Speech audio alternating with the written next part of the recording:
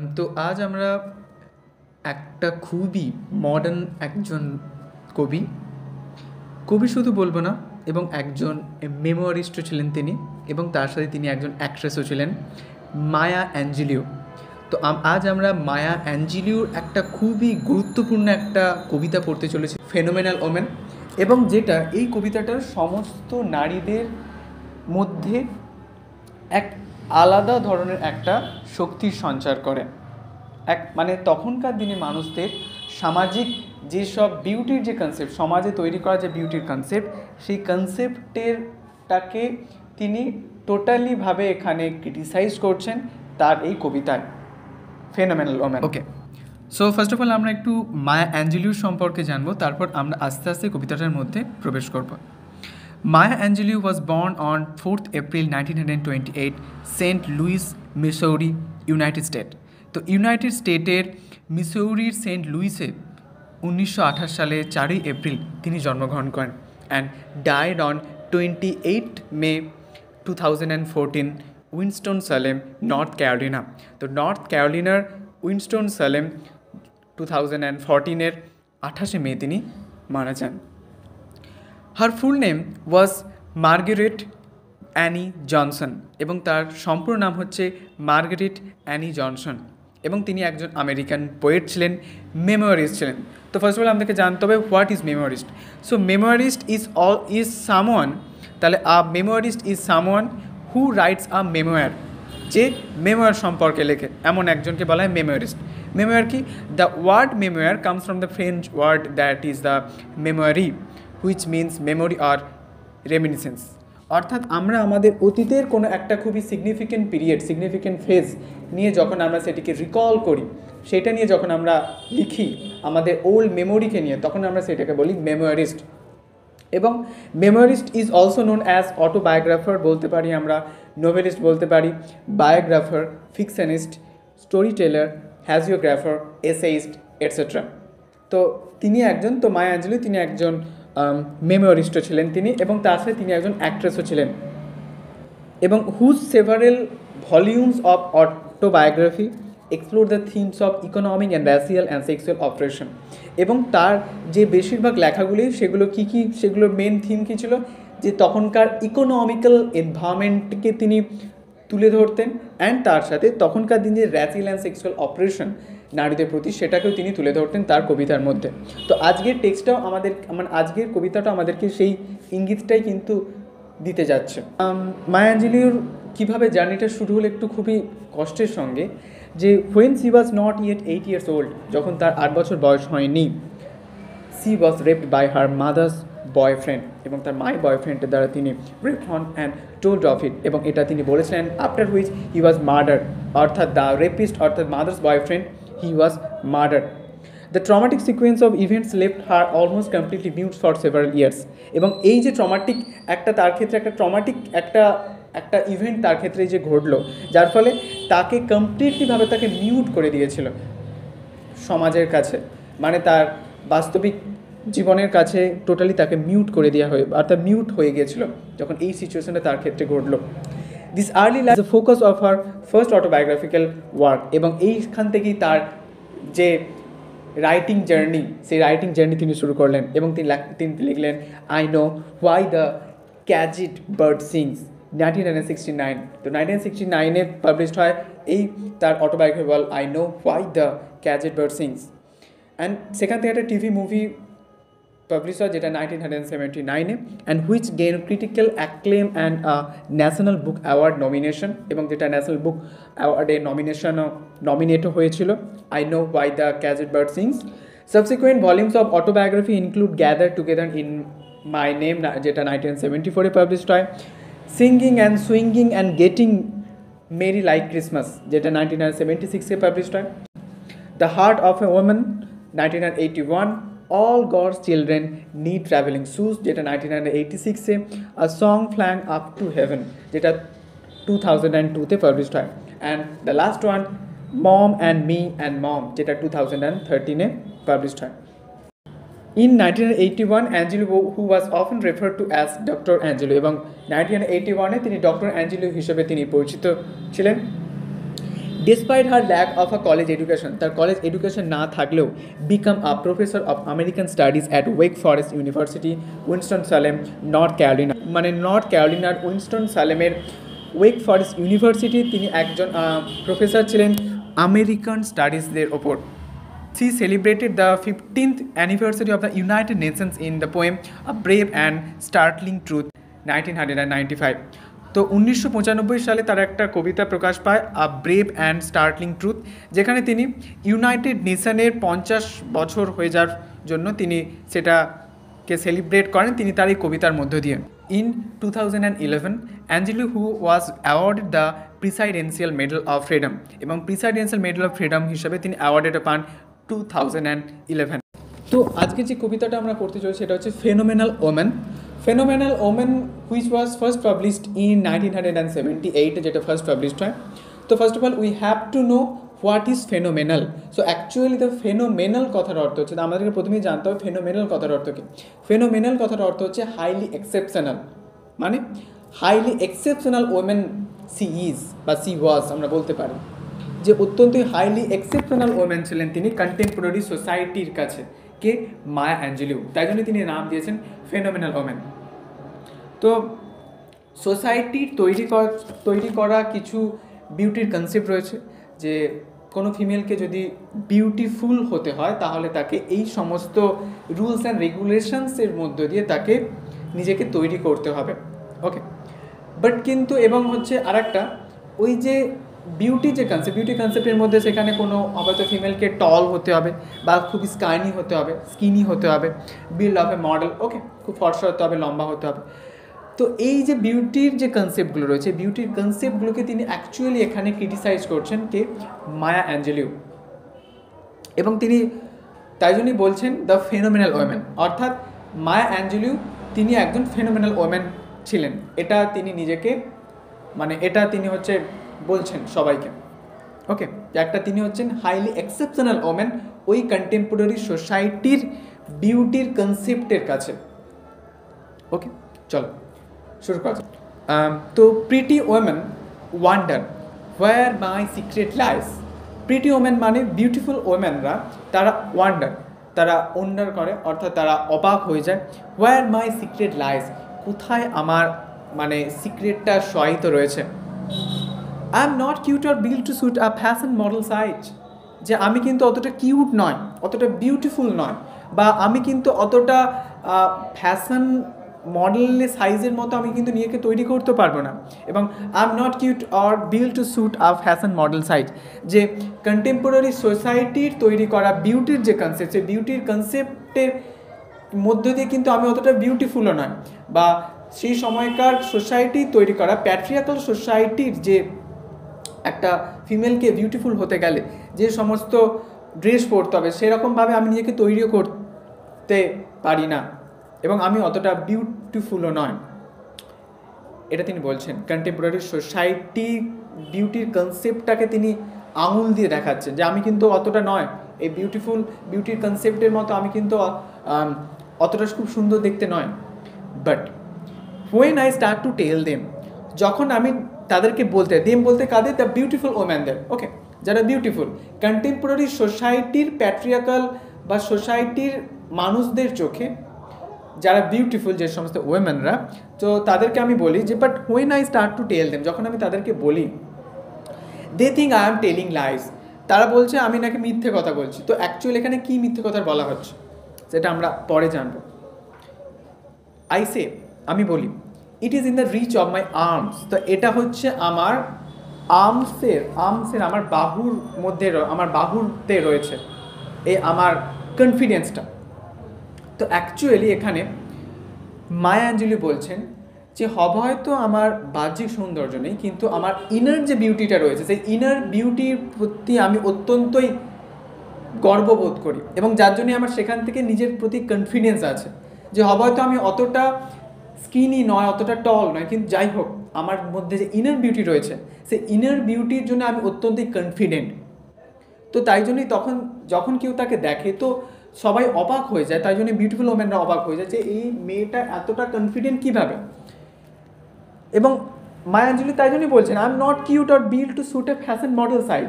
আমি কিন্তু অতটা কিউটও নয় বা ফ্যাশন মডেল সাইজের মতো আমি নিজেকে অতটা তৈরিও করতে পারি না।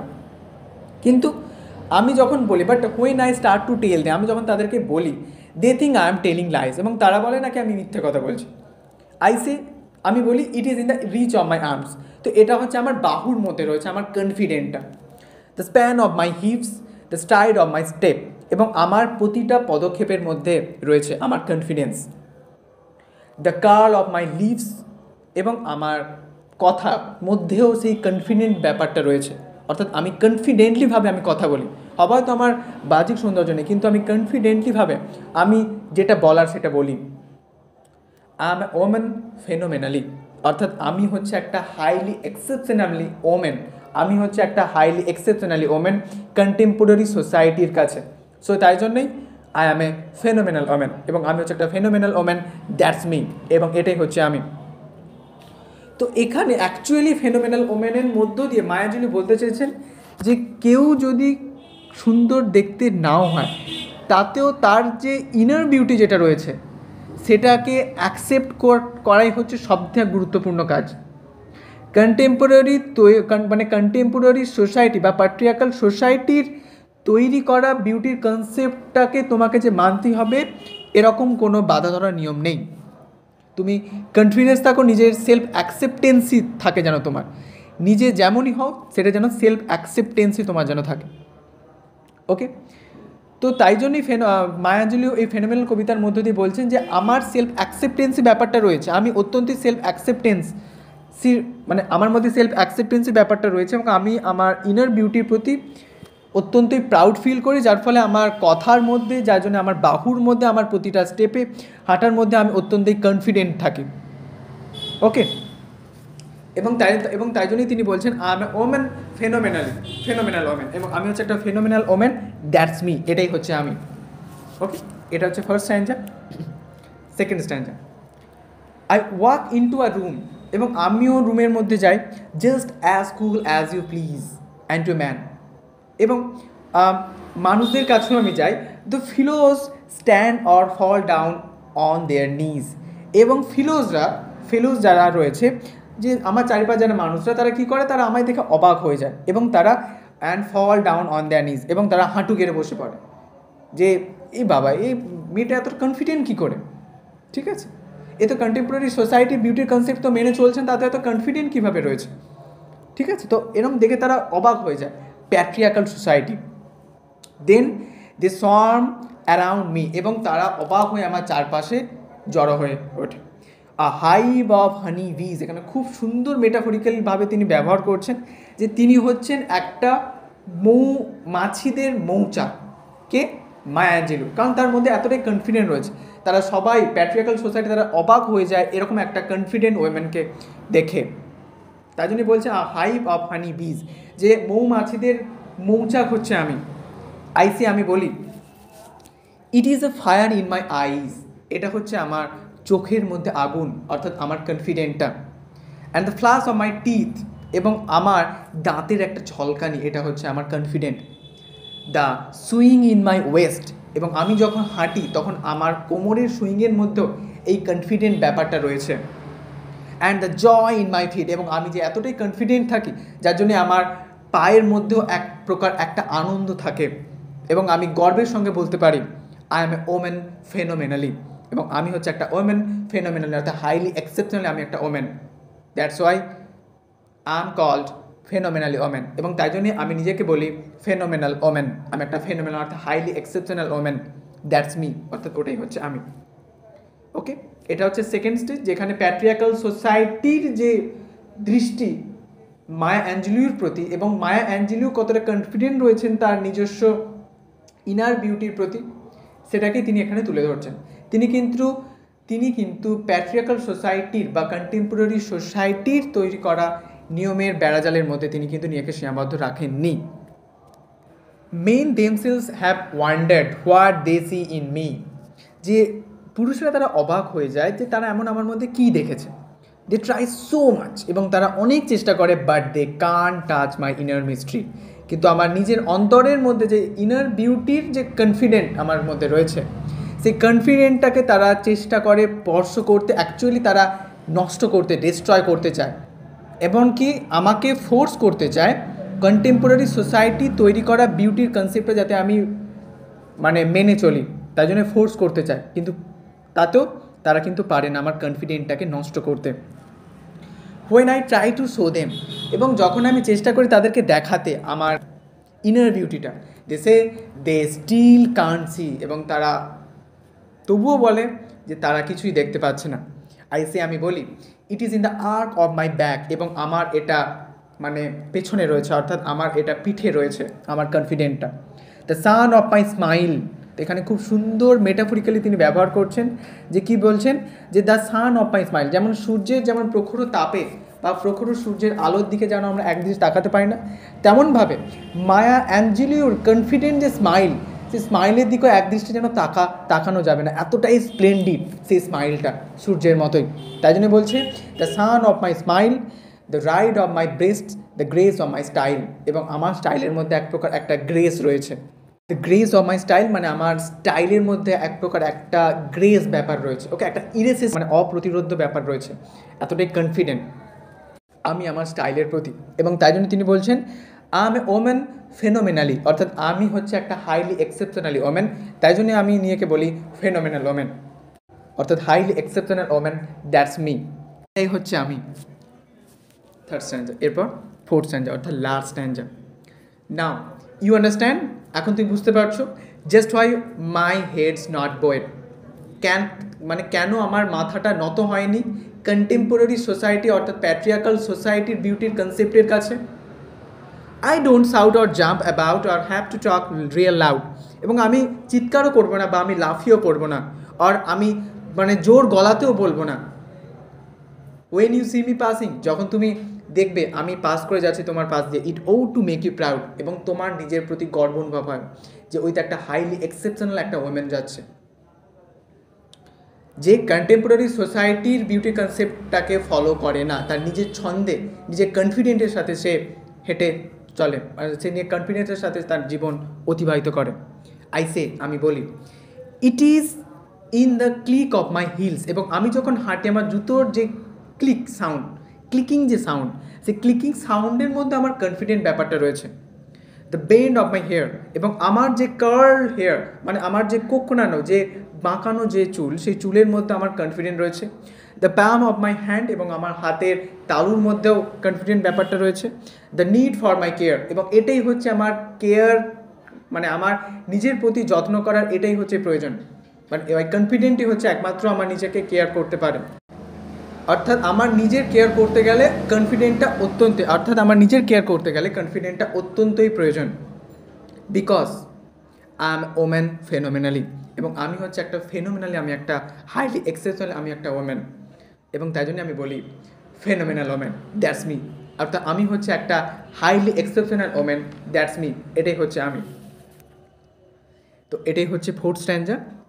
তো এরপর আমাদের প্রধান যেটা উদ্দেশ্য সেটা হচ্ছে এই ফেনোমেনাল ওম্যানের পারপাসটা কি actually the purpose of phenomenal woman is to show that womanhood is not superficial, but it is a deep and powerful thing that can be reflected in everything woman do.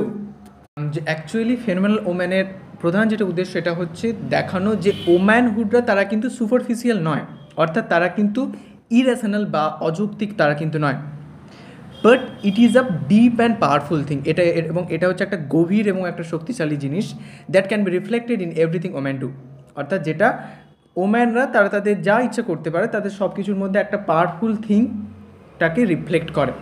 তো actually phenomenal ওম্যানের প্রধান উদ্দেশ্য হচ্ছে যে contemporary patriarchal সোসাইটির concept বিউটির যে concept, সেই কনসেপ্টটি যে আমাদেরকে ফলো করতে হবে সমস্ত ওয়েমেনদের বিউটিফুল হতে গেলে, এরকম কোনো কথা নেই, তাদের নিজস্ব স্বাচ্ছন্দ্য রয়েছে এবং তাদের নিজস্ব ফ্রিডম রয়েছে, ওকে। এবং সেন্ট্রাল যে মেসেজ সেটা হচ্ছে যে self confidence comes from the acceptance of wands individuality, যে হবে হয়তো কেউ সুন্দর নয়, হবে হয়তো কেউ লম্বা নয়, হবে হয়তো কারো বাহ্যিক সৌন্দর্যতা অতটা নেই, ঠিক আছে, তো এরকমভাবে নিজেকে অ্যাকসেপ্ট না করে থাকলে কিন্তু হবে না, যেমনটাই হোক সেটাই সুন্দর এবং তো যেমনটাই হোক নিজেকে অ্যাকসেপ্ট করতে হবে, সেলফ অ্যাকসেপ্টেন্সি, যেটাই তোমার সেলফ কনফিডেন্সটাকে আরও বেশি বাড়িয়ে তুলবে। ঠিক আছে, তুমি তোমার দিক থেকে ইউনিক, কারো কোনো নিয়মের বেড়াজালের মধ্যে তোমায় পড়তে হবে না।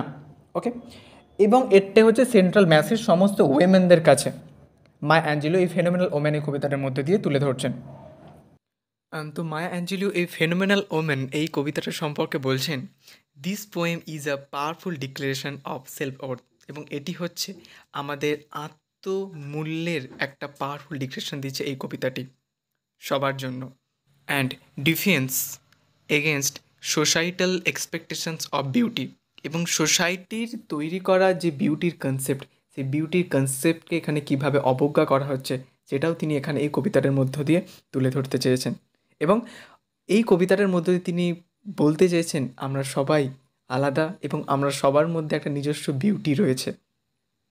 সোসাইটি তৈরি করা বিউটির কনসেপ্টই যে আমাদের মানতে হবে এমন কোনো কথা নেই, সবাই আমরা সুন্দর নিজের সৌন্দর্যতার কাছে। আমার অত বড় ক্ষমতা নেই এমন একজন মহান কবির কবিতা পর্যবেক্ষণ করার, তবু আমি কবির প্রতি শ্রদ্ধা নিবেদনের জন্য আমি কবিতাটি পর্যবেক্ষণ করলাম। যদি আমার কোথাও কোনো ভুল হয়ে থাকে তোমরা জানিও কমেন্টের মাধ্যমে।